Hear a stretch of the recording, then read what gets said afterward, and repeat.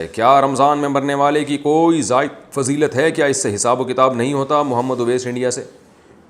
بعض روایتوں میں آتا ہے جو جمعے کی رات کو انتقال کرے گا اس کے عذاب قبر نہیں ہوتا، بعض میں آتا ہے جو رمضان میں انتقال کرے گا اس سے عذاب قبر نہیں ہوتا، پھر بعض میں آتا ہے کہ قیامت تک کے لیے ہٹا لیا جاتا ہے، بعض سے پتہ چلتا ہے صرف رمضان میں ہٹایا جاتا ہے۔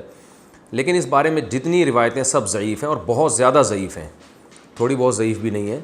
تو بعض علماء نے دیکھا کہ چلو روایتیں ہیں، اللہ کی رحمت سے امید کی جا سکتی ہے کہ بخشش ہو جائے گی، لیکن حقیقت جو ہے نا دلائل کی قوت کی روح سے ان روایتوں میں جان نہیں ہے۔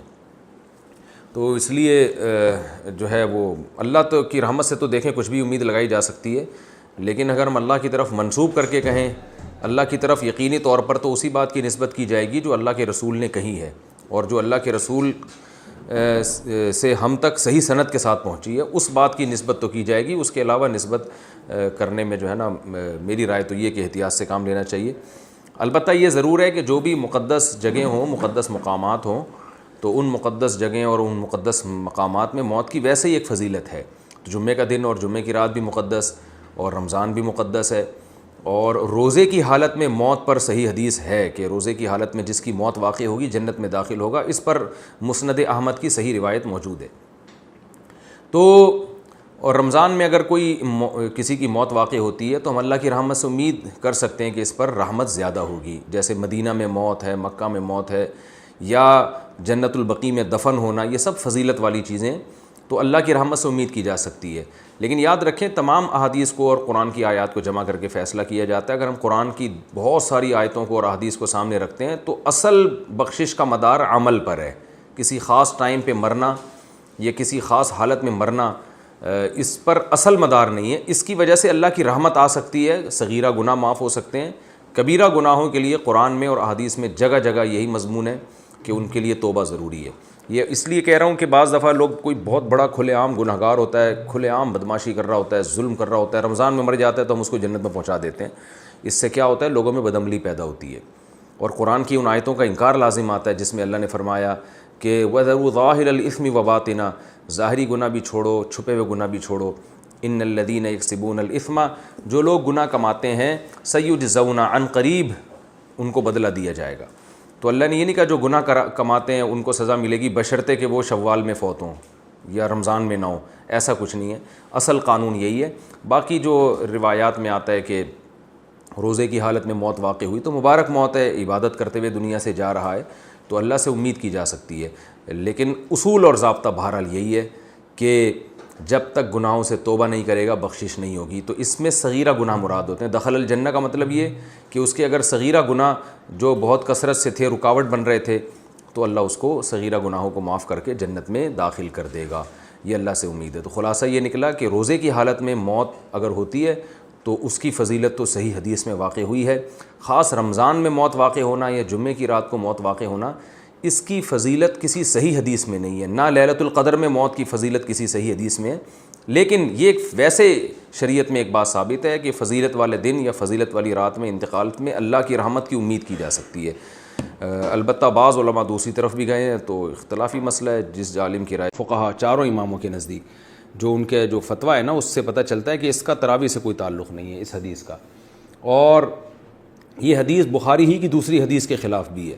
دوسری حدیث میں بخاری میں آتا ہے کان یزید فی رمضان ما لا یزید فی غیرہ، نبی رمضان میں عام دنوں سے زیادہ عبادت کرتے تھے۔ تو اس سے پتہ چلتا ہے کہ رمضان میں آپ کی جو نماز ہے وہ 8 رکعتوں سے زیادہ ہوتی تھی۔ تو بخاری کی ایک حدیث کو لیتے ہیں، دوسری صحیح حدیث کا انکار کر دیتے ہیں، یہ کیسی بات ہوئی؟ تو اس لیے 8 کے عدد کی کوئی خاصیت نہیں ہے تراویح میں۔ ہاں سنت موقدہ ہے تو اس میں مشکل ہو رہی ہے، کوئی واقعی تھکاوٹ ہے تو جتنی چاہیں پڑھ لیں، اللہ جتنی توفیق دے، 8 پڑھ لیں، 4 پڑھ لیں، 6 پڑھ لیں، 12 پڑھ لیں، جتنی زیادہ پڑھیں گے اتنا زیادہ ثواب ملے گا، لیکن نارملی 20 رکعت کا معمول بنانا چاہیے۔ اچھا یہ 8 رکعت میں یہ بھی ہے کہ اگر تراویح آپ کے لیے کھڑے ہو کر پڑھنا مشکل ہو رہا ہے تو بیٹھ کے بھی پڑھی جا سکتی ہے، تھکاوٹ زیادہ ہے تو بیٹھ کے پڑھ لیں آپ، تو 20 پوری کر لیں لیکن بیٹھ کے کر لیں تو یہ بھی بہتر ہے۔ ثنا شیخ انڈیا سے، کیا خواتین کے لیے بھی تراویح پڑھنا واجب ہے؟ نہ پڑھنے پر گناہ ہوگا؟ گھر میں کیسے پڑھے؟ طریقہ بھی بتائیں۔ یہ پچھلے ایپیسوڈ میں بھی سوال پوچھا تھا کسی نے۔ دیکھیں واجب تو تراویح نہ مردوں کے لیے ہے نہ خواتین کے لیے۔ نبی صلی اللہ علیہ وسلم نے 3 دن تراویح پڑھ کے چھوڑی اس لیے تھی کہ امت پر واجب نہ ہو جائے، لیکن جتنی تاکید ہے تراویح کی، خلفۂ راشدین نے جو اہتمام کیا، اس سے پتہ چلتا ہے کہ تراویح عام سنت نہیں ہے بلکہ سنت مؤکدہ ہے۔ سنت مؤکدہ کا مطلب یہ ہوتا ہے کہ عام سنتوں کی طرح اس کو ہلکا نہ لیا جائے، اس کا معمول نہ بنایا جائے چھوڑنے کا۔ کبھی طبیعت خراب ہے یا تھکاوٹ ہے یا کبھی ویسے ہی ناغہ کر دے تو ٹھیک ہے، اس میں کوئی حرج نہیں، لیکن پابندی کرنی چاہیے۔ عام سنتوں جیسا معاملہ نہیں ہے سنت مؤکد، جیسے فجر کی 2 سنتیں سنت مؤکدہ ہیں نا، تو ظہر سے پہلے کی 4 سنتیں سنت مؤکدہ ہیں، ظہر کے بعد کی 2 سنتیں سنت مؤکدہ ہیں۔ تو یہ جو سنت مؤکدہ ہوتی ہے یہ تاکید والی ہوتی ہے، اس کو عام سنتوں کی طرح ہلکا نہیں لیا جا سکتا۔ جماعت سے پڑھنا بہرحال سنت مؤکدہ نہیں ہے، جماعت سے پڑھنا افضل ہے، تو انفرادی بھی پڑھی جا سکتی ہے، اور خواتین کے لیے تو گھر میں پڑھنا وہ مسجد میں پڑھنے سے بہرحال زیادہ بہتر ہے۔ طریقہ یہی ہے کہ اگر آپ کو قرآن یاد ہے، حفظ ہے، تو آپ 20 رکعتیں پڑھ لیں قرآن کی تلاوت کے ساتھ، اور اگر آپ حافظہ نہیں ہیں تو جو صورتیں آپ کو یاد ہیں وہ پڑھ لیں، کچھ بھی نہیں تو علم ترا سے پڑھ لیں۔ لیکن آج کل خواتین تراویح میں بہت سستی کر رہی ہیں۔ رمضان کی زینت ہے، دن کی زینت روزہ ہے اور رات کی زینت تراویح ہے۔ پاکستان سے کسی نے پوچھا ہے کیا خواتین پر تراویح پڑھنا لازم ہے؟ تراویح سنت مؤکدہ ہے۔ سنت مؤکدہ کہتے ہیں جو فرض کی طرح اور واجب کی طرح تو نہیں ہوتی، لیکن وہ عام سنتوں کی طرح بھی نہیں ہوتی کہ اس کو چھوڑنے والے کو ملامت ہی نہ کی جائے، تو اس کو سنت مؤکدہ کہتے ہیں۔ عام سنتوں سے زیادہ تاکید ہے اس کی، کیونکہ نبی صلی اللہ علیہ وسلم نے جہاں بھی صیام رمضان کا ذکر کیا، قیام رمضان کا بھی ساتھ میں ذکر کیا، دن کا روزہ رات کا قیام، دن کا روزہ رات کا قیام۔ تو یہ قیام کیسے ہوگا؟ نبی صلی اللہ علیہ وسلم نے 3 دن یہ قیام کر کے بتایا کہ ایسے ہوگا۔ اس میں کتنی رکعتیں پڑھی یہ معلوم نہیں۔ پھر حضرت عمر رضی اللہ تعالیٰ عنہ کے عمل سے ہمیں پتہ چلا کہ بھئی وہ اس طرح سے 20 رکعتیں ہوں گی، کیونکہ پھر پوری دنیا میں حضرت عمر نے اسی کو رائج کیا اور چاروں اماموں کا اس پر اتفاق ہوا کہ 20 رکعت سے کم تراویح نہیں ہے۔ تو اس سے پتہ چلا کہ یہ جو قیام رمضان ہے نا یہی تراویح ہے، اور کم سے کم یہ 20 رکعتیں، تو اس لیے، اور یہ سنت مؤکدہ ہیں کیونکہ ان کی بہت زیادہ تاکید ہے۔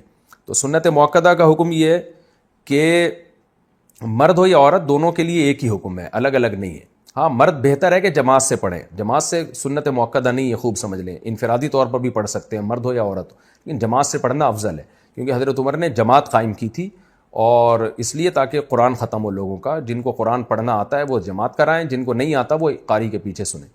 تو اب خواتین پہ تو مسجد کی جماعت فرض نماز بھی لازم نہیں ہے، تو تراویح کہاں سے لازم ہوگی؟ تو اس لیے خواتین بہتر ہے گھر میں تراویح پڑھیں۔ مسجد جانا چاہیں تو ہماری رائے تو یہی ہے کہ اس زمانے میں ان کو مسجد جانے کی بھی اجازت ہے، حدیث میں اس کی ثبوت ملتا ہے، اور تراویح میں تو ہمیں ملتا ہے کہ اسلاف اپنے عورتوں کو بھی تراویح کی نماز میں لایا کرتے تھے۔ تو لیکن بہرحال سنت مؤکدہ یہ ہے کہ پڑھ لیں آپ، جماعت سے پڑھنا سنت مؤکدہ نہیں ہے، گھر میں پڑھنا زیادہ افضل ہے۔ تو آپ گھر میں تراویح پڑھیں، 20 رکعت پڑھیں، اور سنت مؤکدہ کا حکم یہ ہے کہ کبھی کبھار چھوٹ جائے تو انشاءاللہ گناہ نہیں، کوئی حرج نہیں ہو، اس میں کوئی گناہ نہیں ملے گا، اور اگر کسی عذر سے چھوڑ دیں تو ویسے ہی کوئی حرج نہیں ہے، کیونکہ فرض واجب بہرحال نہیں ہے۔ تو بہت زیادہ تھکاوٹ ہو تو چھوڑی جا سکتی ہے، اور کبھی تھکاوٹ نہ بھی ہو تو کبھی ویسے ہی بھی چھوڑی جا سکتی ہے، لیکن کنٹینیو چھوڑنے کی عادت نہ بنائے۔ لیکن ویسے ایک جنرل نالج کے لیے بتا دوں، جو پڑھتے ہیں پراپر پڑھتے ہیں، جو نہیں پڑھتے پھر وہ چھوڑتے ہی ہیں۔ یہ تراویح ایسی چیز نہیں ہے 2 دن پڑھ لی 1 دن چھوڑ دی، تو جو ایسے کرتا ہے وہ پھر چھوڑا ہی رکھتا ہے۔ تو جو پڑھتے ہیں وہ کنٹینیو پڑھتے ہیں۔ تو نبی صلی اللہ علیہ وسلم نے جب بہت زیادہ تراویح کی فضیلت بیان کی ہے، قیام رمضان کی فضیلت بیان کی ہے، جس کو بعد میں اسلاف نے نام تراویح کا دیا، تو آپ کو چاہیے کہ اس سے قدر ادر کہ یہ سنت مؤکدہ ہے یا غیر مؤکدہ، آپ یہ فضیلت حاصل کریں، کیونکہ شاعر نے کہا ہے تمتع من شمیم عرار نجد فما بعد العشیۃ من عراری، کہ ایک خوشبو ہوتی ہے جیسے رات کی رانی کی خوشبو، یہ رات کے بعد ختم ہو جائے گی۔ تو تراویح کی فضیلت بھی رمضان کے بعد ختم۔ تو اس بحث میں پڑھے بغیر کہ سنت مؤکدہ ہے یا غیر مؤکدہ ہے، واجب ہے یا نہیں، اس بحث میں پڑھے بغیر آپ کنٹینیو پڑھ لیں، کیونکہ ثواب بہت ہے اس کا، اور یہ عید کا چاند نظر آتے ہی آپ کے پاس یہ آپشن ختم ہو جائے گا۔ لیکن حکم یہی ہے کہ سنت مؤکدہ ہے۔ کیا عورت دیگر عورتوں کو تراویح پڑھا سکتی ہے؟ اگر ہاں تو اس کا طریقہ کار بتا دیں۔ نیند اگر پیچھے لڑکا بھی کھڑا ہو جائے تو کیا حکم ہوگا؟ بنت نصیر لاہور سے۔ عورت کی امامت میں اگر لڑکا پیچھے کھڑا ہو جائے تو اس لڑکے کی تو بہرحال نماز نہیں ہوگی، کیونکہ مرد کو تو مرد ہی امامت کر سکتا ہے، لیکن عورت کی امامت کرے تو ہمیں اس بارے میں ایک روایت حضرت عائشہ سے ملتی ہے، لیکن اسلاف نے نہ اس پر عمل کیا، نہ ہمیں کوئی اس کی کوئی نبی صلی اللہ علیہ وسلم سے اس کی کوئی حوصلہ افزائی ملی، اور نہ کسی فقیہ نے اس عمل کو پسندیدہ عمل قرار دیا۔ یہی وجہ ہے کہ خلفائے راشدین کے دور میں بھی ایسا نہیں ہوا، بعد میں بھی ایسا نہیں ہوا، اور ہمیشہ مرد ہی امامت کرتے رہے ہیں۔ تو اس لیے حضرت عائشہ کے اس عمل سے یہ بہرحال پتہ چلتا ہے کہ اگر کوئی عورت ایسا کر لے گی تو پیچھے عورتوں کی نماز ہو جائے گی، لیکن یہ عمل بہرحال پسندیدہ ہے نہیں۔ دیگر احادیث کو بھی اگر ہم سامنے رکھ کے دیکھتے ہیں، کہیں بھی ایسا نہیں ملتا نا کہ نبی صلی اللہ علیہ وسلم نے جماعت عورتوں کی کروائی ہو اس طرح سے کہ عورت کو حکم دیا۔ مثال کے طور پر آپ صلی اللہ علیہ وسلم کی جماعت مسجد سے نکل جاتی تھی، آپ گھر میں آگے امہات کو اپنے پیچھے کھڑا کر کے خود نماز پڑھاتے تھے۔ اور یہ بھی نہیں ہے کہ آپ صلی اللہ علیہ وسلم نے خواتین کو جب حکم دیا نا کہ تمہاری گھر کی نماز مسجد سے بہتر ہے، تو گھر میں آپ نے ان کو انفرادی نماز کا حکم دیا ہے۔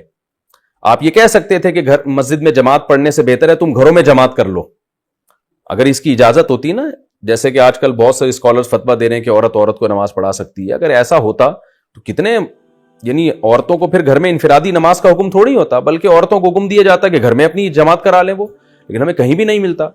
تو صرف ایک حدیث کو دیکھ کے کبھی فیصلہ نہیں کیا جاتا، باقی بھی تمام احادیث کو دیکھا جاتا ہے۔ تو ان تمام احادیث کو دیکھ کے فقہاء نے جو استدلال کیا وہ یہ ہے کہ اگر عورت کو نماز پڑھا دے تو نماز ہو تو بہرحال جائے گی، لیکن یہ عمل بہرحال مکروہ اور ناپسندیدہ ہے، یہ قابل ترغیب عمل نہیں ہے۔ اس لیے خواتین کو چاہیے کہ وہ انفرادی نماز پڑھیں، جماعت سے پڑھنی ہے تو مرد کو امام بنائیں، اس کی اقتداء میں نماز پڑھیں۔